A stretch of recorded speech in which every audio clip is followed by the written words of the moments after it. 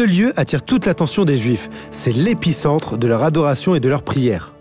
On peut sentir ici l'héritage de milliers d'années de foi et de dévotion à Dieu, convergeant tous vers ce même lieu. Pour les gens de foi, ce mur des lamentations, comme on l'appelle communément, représente la dernière évidence concrète de la présence de Dieu sur terre, juste ici, sous le mont Moria. C'est ici qu'Abraham offrit Isaac. Ici aussi que les deux temples se sont tenus durant des centaines d'années. Et c'est encore ici que le royaume de Dieu sera établi sur terre. Les croyants juifs, selon la manière de prier décrite dans le livre de Moïse, peuvent être jour et nuit devant le mur, à genoux ou se balançant d'avant en arrière, allant de part et d'autre avec une grande dévotion et beaucoup de zèle.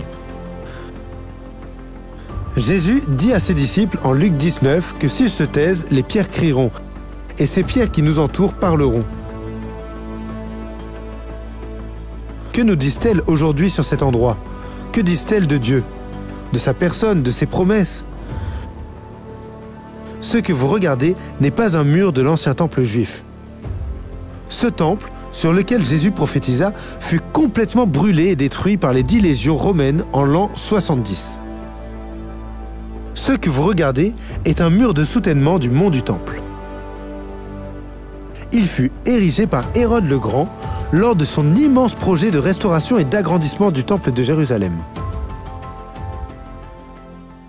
Pour ce projet de construction massive, Hérode eut besoin de milliers d'esclaves, de travailleurs et d'artisans.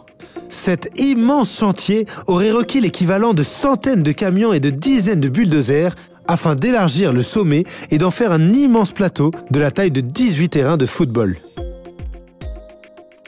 Pour s'assurer que la terre reste en place, il dut bâtir d'immenses murs de soutènement tout autour du sommet.